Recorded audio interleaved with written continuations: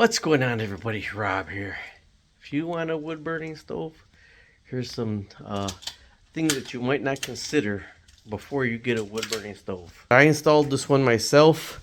Back panels from Menards. I think I paid like say 80 bucks each for the panels. This gotta be 1 inch off of the wall right here.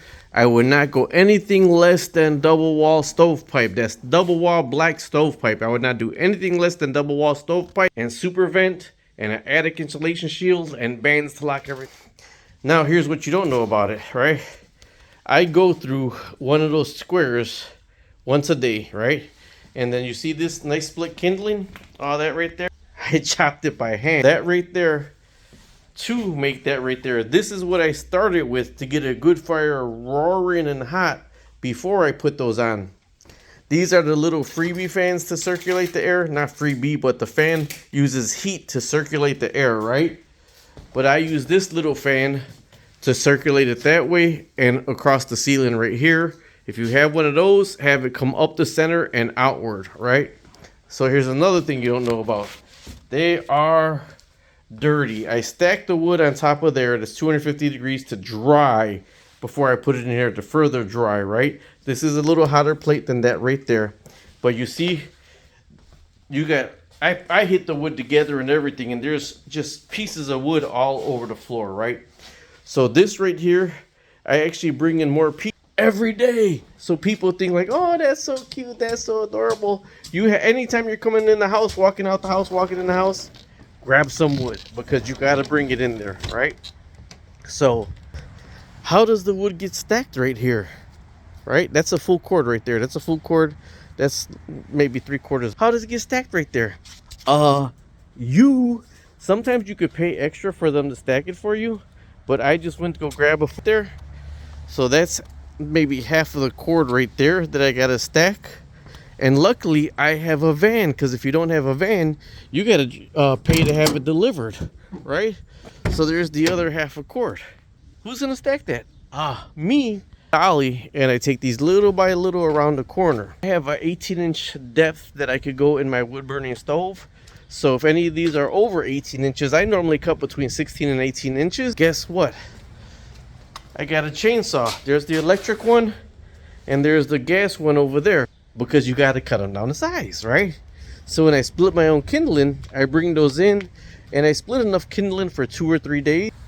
I got a stump right here and the axe that I grab those pieces and I split kindling. So I guess there may be some under here. This is what I just leave on top of the tarp so it don't blow away. But we'll see under here. Split kindling.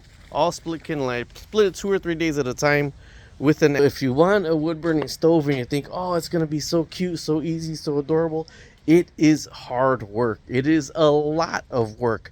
Now granted, I could just burn that all day long or leave embers and my furnace will never go on, because it's been like a week and a half that my furnace didn't go on. And then I live in the Midwest where we have natural gas. So realistically, natural gas in the Midwest is pretty cheap. So this is supplemental for when it gets cold.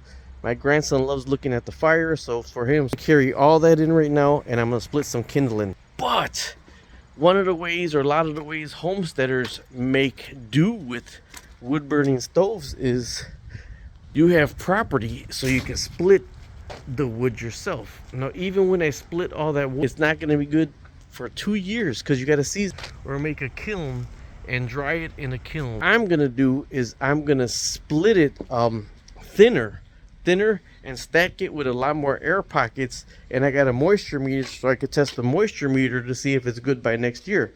But check this out. Boom, boom, boom. About that for me. Oh, let me back out. I'm putting this together right now. A 27-ton wood splitter. There's gonna be a review on this so I can split my own kindling. So people say, well, you got to figure that into the fact of the cost and how long it took you to heat your stove and to turn it on. And that's all relaxes my mind. When I'm out here, when you're out in the wilderness, when nobody's bothering you, you're doing your own thing, that is relaxing. That is relaxing to me. Here I'm kind of old, so splitting that kindling, I do get tired with doing that. But now when I'm running the log splitter, split pieces thinner. And people say, well, why do you keep these little rounds, these little tiny ones or whatever? All I gotta do is split them in half, and that is my kindling. Split it in half, and that's my kindling. With my kindling, you have to have decent amount of kindling on there to get some good coals and to get your chimney flue really hot before you can put the bigger pieces of wood on it. You want that stove nice and hot, so when you put those woods on them, they're gonna burn hot, and you get the secondary burn, so it's less on your creosote. You are gonna get creosote, but it'll be less. Either way, if you're thinking about getting the wood burning stove because it's cute and it's easy, it is a lot of work.